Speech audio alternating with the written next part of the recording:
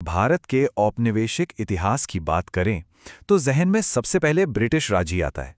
लेकिन एक और यूरोपीय ताकत थी जिसकी महत्वाकांक्षाएं कुछ कम नहीं थी, पर उसकी कहानी अक्सर सुनी नहीं जाती।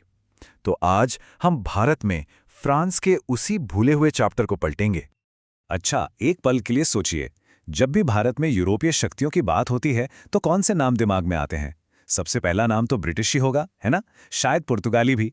लेकिन क्या इस खेल में कोई और भी बड़ा खिलाड़ी था? हाँ, वो खिलाड़ी था फ्रांस। और ये कोई छोटी मोटी बात नहीं है। हम बात कर रहे हैं लगभग 300 सालों की। भारतीय उपमहाद्वीप में एक जबरदस्त मौजूदगी जिसकी छाप आज भी देखने को मिलती है। तो चलिए इस कहानी को बिल्कुल शुरुआत से समझते हैं। ये सब व्यापार से शुरू हुआ था। फ्रांसीसियों का भारत आना किसी जंग के इरादे से नहीं, बल्कि मसालों और दौलत की खोज में था। और इस बड़े सपने के पीछे जो ताकत थी, वो थी फ्रेंच ईस्ट इंडिया कंपनी। ये कोई मामूली कंपनी नहीं, बल्कि एक बहुत बड़ा कारोबारी संगठन था। इसे बनाया ही गया था पूरब के जबरदस्त मुनाफे वाले व्यापार पर पकड़ बनाने के लिए, बिल्कुल अपने ब्रिटिश कॉम्पिटिटर की तरह। अब देखिए, अपने इन व्यापारिक सपनों को हकीकत में बदलने के लिए फ्रांसीसियों को एक ठिकाने की, एक बेस की जरूरत थी। और उन्हें अपना वो हीरा मिला कोरोमंडल तट पर, जिसका नाम था पौंडीचेरी। साल था 1674। इसी साल पौंडीचेरी की नींव रखी गई और देखते ही देखते ये जगह भारत में फ्रांसीसी ताकत और उनकी संस्कृति का सेंटर बन गई। पर पांडिचेरी सिर्फ एक ट्रेडिंग पोस्ट नहीं था, बिल्कुल नहीं। ये तो फ्रांसीसी भारत का दिल था, उनकी धड़कन, उनका एडमिनिस्ट्रेटिव हेडक्वार्टर्स, उनकी राजधानी। और फ्रांसवा मार्टिन जैसे विजनरी गवर्नर्स की वजह से ये एक खूबसूरत और संपन्न शहर बन गया। लेकिन कहानी पौंडीचेरी पर ही खत्म नहीं होती। ये तो बस शुरुआत थी। फ्रांसीसियों के इरादे और भी बड़े थे। उनका लक्ष्य था पूरे भारतीय तट पर अपने ट्रेडिंग सेंटर्स का एक जाल बिछाना। तो पांडिचेरी की नींव रखने के बाद फ्रांसीसी रुके नहीं। अगले कुछ ही दशकों में उन्होंने एक के बाद एक कई स्ट्रेटेजिक जगहों पर अपनी पकड़ बना ली। बंगाल के चंद्रनगर से लेकर केरला के मालाबार कोस्ट पर माहे तक। और मजे की बात यह है कि उनका हर सेंटर एक खास काम के लिए था। जैसे चंद्रनगर बंगाल में ट्रेड का हब था, तो माहे मसालों के व्यापार का सेंटर था। कराईकल तो उन्हें तंजौर के राजा से मिला एक अहम तोहफा था। मतलब धीरे धीरे करके उन्होंने कोस्ट लाइन पर अपना एक ताकतवर एम्पायर खड़ा कर लिया था। तो फ्रांसीसियों ने एक मजबूत नेटवर्क तो बना लिया, लेकिन वो इस मैदान में अकेले नहीं थे। एक और यूरोपीय ताकत थी जिसके सपने बिल्कुल वैसे ही थे।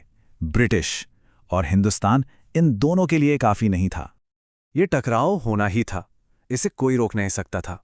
सोचिए, दोनों ही कंपनियां एक ही चीज चाहती थीं, ट्रेड पर पूरी तरह से कंट्रोल। दोनों का तरीका भी एक ही था, कोस्टल चौकियों के जरिए फैलना। ये तो बस वक्त की बात थी कि ये दो ताकतें कब आमने सामने आती। और वो वक्त आया साल 1760 में, एक ऐसी लड़ाई जिसने भारत में फ्रांसीसियों की किस्मत को हमेशा के लिए बदल कर रख दिया। ये थी वॉन्डी वॉश की लड़ाई। ये सिर्फ एक हार नहीं थी, ये एक दौर का अंत था। वॉन्डी वॉश की लड़ाई ने भारत में एक पॉलिटिकल और मिलिट्री पावर बनने के फ्रांसीसी सपनों को चकनाचूर कर दिया। उनका साम्राज्य बनाने का सपना वहीं खत्म हो गया। लेकिन कहानी यहां खत्म नहीं होती। भले ही उनकी मिलिट्री ताकत खत्म हो गई थी, फ्रांसीसी भारत से गए नहीं। उनकी कहानी ने अब एक नया और कहीं ज्यादा लंबा मोड़ लिया। जरा इस बात पर ध्यान दीजिए, 1760 में उनकी मिलिट्री हार हुई और 1954 में उन्होंने अपनी बस्तियां भारत को सौंपीं। इन दोनों घटनाओं के बीच लगभग 200 साल का फासला है। 200 साल! इसका मतलब क्या है? इसका मतलब यह है कि हार के बाद भी फ्रांसीसियों ने अपनी छोटी छोटी बस्तियों पर, जैसे पौंडीचेरी और कराईकल, अपना कंट्रोल बनाए रखा और लगभग 200 साल और वहां राज करते रहे। और उनका जाना उनके आने से बिल्कुल अलग था। कोई लड़ाई नहीं, कोई झगड़ा नहीं। 1954 में, यानी भारत की आज़ादी के भी 7 साल बाद, इन फ्रांसीसी इलाकों को शांति से भारतीय संघ का हिस्सा बना लिया गया। एक लंबे और उलझे हुए चैप्टर का एक बहुत ही शांत अंत। तो आखिर में ये कहानी हमें एक बहुत दिलचस्प सवाल पर लाकर छोड़ देती है। ये जानने के बाद कि फ्रांस भी लगभग 300 साल तक भारत का एक हिस्सा था, हमारे औपनिवेशिक इतिहास की पूरी तस्वीर कैसे बदल जाती है।